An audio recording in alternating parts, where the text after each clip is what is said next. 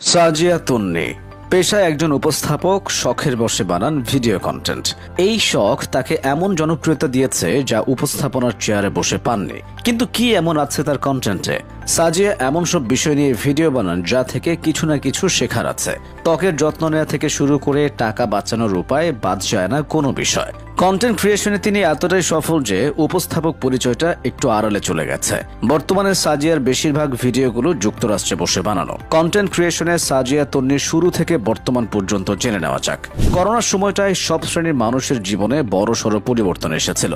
অনেকেই ঘরবন্দি হয়ে পড়েন, হাতে পেয়ে যান অফুরন্ত সময়। সাজিয়াও তাদের একজন। সময়টা কাজে লাগাতে ভিডিও কন্টেন্ট বানানোর দিকে মন দেন তিনি।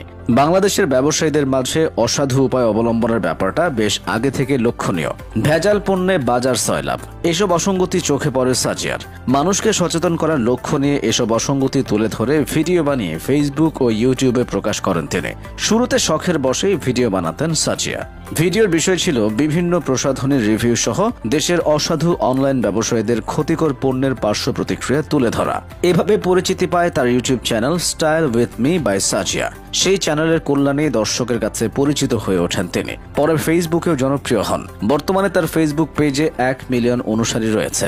একইভাবে ইউটিউবেও স্টাইল উইথ মি বাই সাজিয়া চ্যানেলটিতে সাবস্ক্রাইবারের সংখ্যা প্রায় 3 লক্ষের কাছাকাছি। কন্টেন্ট তৈরির ঝোঁকটা শখের বশে হলেও বাস্তব জীবনে সাজিয়া একজন অলরাউন্ডার। কন্টেন্ট তৈরির পাশাপাশি একজন উপস্থাপক হিসেবেও নিজেকে চিনিয়েছেন সাজিয়া। মূলত এটাই তার পেশা।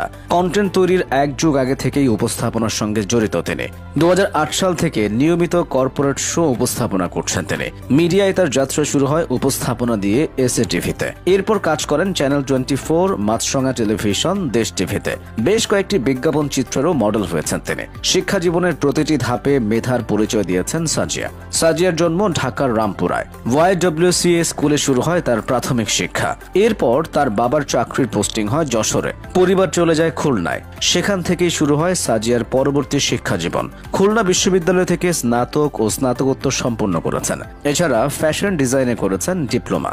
সাজিয়ার দাবি, বিশ্ববিদ্যালয়ে পড়ার সময় তিনি শ্রেষ্ঠ বিতার্কিকের পুরস্কার পেয়েছেন। পাবলিক স্পিকিং এ সে সময় থেকেই তার আগ্রহ জন্মে। ডিজিটাল কন্টেন্ট বানানোকে পেশা হিসেবে নেওয়ার পেছনে এটি বিশেষ ভূমিকা রেখেছে বলে মনে করেন এই তরুণী। কন্টেন্ট তৈরি করে পরিচিতি পেলেও এই সেক্টরে থিতু হওয়ার কোনো ইচ্ছে নেই সাজিয়ার। বিভিন্ন ক্ষেত্রে কাজ করলেও কেবল উপস্থাপক হিসেবেই নিয়মিত কাজ করতে চান তিনি। কারণ উপস্থাপনায় অনেক বৈচিত্র্য ও স্বাধীনতা রয়েছে। কন্টেন্ট ক্রিয়েশন ও ডিজিটাল প্ল্যাটফর্মেই উপস্থাপনার আধুনিক রূপ দেখছেন সাজিয়া। সাজিয়ার নীতি হলো মানুষের উপকার হয় এমন কিছু নিয়ে ক্যামেরার সামনে সাবলীলভাবে হাজির হওয়া মানেই উপস্থাপনা। এখানেই নিজের ভবিষ্যৎ দেখছেন তিনি। এগুলো নিয়ে জানাশোনার পরিধি বাড়ানো এবং আরও পড়ার আগ্রহ রয়েছে তার। এর সঙ্গে টেলিভিশন ও বিভিন্ন অনুষ্ঠানে উপস্থাপনাও করে যেতে চান মনোযোগ সহকারে। সময়ের সঙ্গে বাংলাদেশের মেয়েরাও তাল মিলিয়ে এগিয়ে যাচ্ছে। সাজিয়ার মতো মেয়েরা সেখানে পথ প্রদর্শক হিসেবে কাজ করছেন।